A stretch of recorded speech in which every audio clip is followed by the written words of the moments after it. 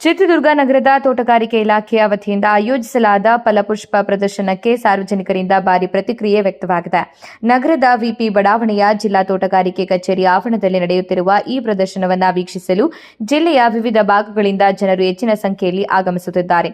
ಪ್ರದರ್ಶನದಲ್ಲಿ ಕಲಾವಿದರ ಕೈಚಳಕದಲ್ಲಿ ಮೂಡಿಬಂದ ಹೂವಿನ ಟಾಂಕ್, ನಾಯಕನಹಟ್ಟಿ ಶ್ರೀ ಕ್ಷೇತ್ರ ತಿಪ್ಪೇಸ್ವಾಮಿಯವರ ಹೂವಿನ ಪ್ರತಿರೂಪ, ಒನಕೆ ಓಬವ್ವ ಅವರ ಶೌರ್ಯಗಳನ್ನು ಬಿಂಬಿಸುವ ಕಲಾಕೃತಿ, ಒಳಮಠ ಹೊರಮಠಗಳ ವಿನ್ಯಾಸಗಳು ಹಾಗೂ ಸಾಹಿತಿ ಬಿಎಲ್ ವೇಣು ಅವರ ಸಾಹಿತ್ಯ ಕೊಡುಗೆಗಳನ್ನು ಪ್ರತಿಬಿಂಬಿಸುವ ಹೂವಿನ ರೂಪಕಗಳು ವಿಶೇಷ ಆಕರ್ಷಣೆಯಾಗಿ ಗಮನ ಸೆಳೆಯುತ್ತಿವೆ.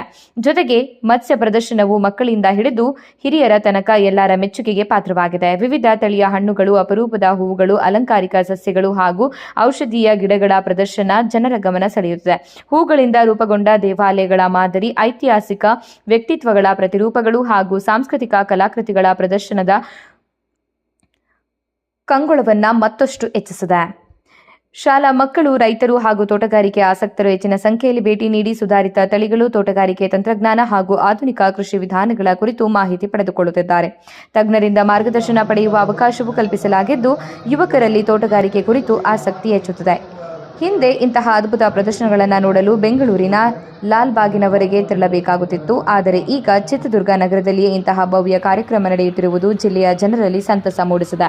ಒಟ್ಟಾರೆ ಫಲಪುಷ್ಪ ಪ್ರದರ್ಶನವು ಮನರಂಜನೆ ಜೊತೆಗೆ ತೋಟಗಾರಿಕೆ ಬಗ್ಗೆ ಜಾಗೃತಿ ಮೂಡಿಸುವ ವೇದಿಕೆಯಾಗಿದ್ದು, ರೈತರು ಮತ್ತು ಯುವಕರಿಗೆ ಹೊಸ ಪ್ರೇರಣೆಯನ್ನ ನೀಡುತ್ತದೆ.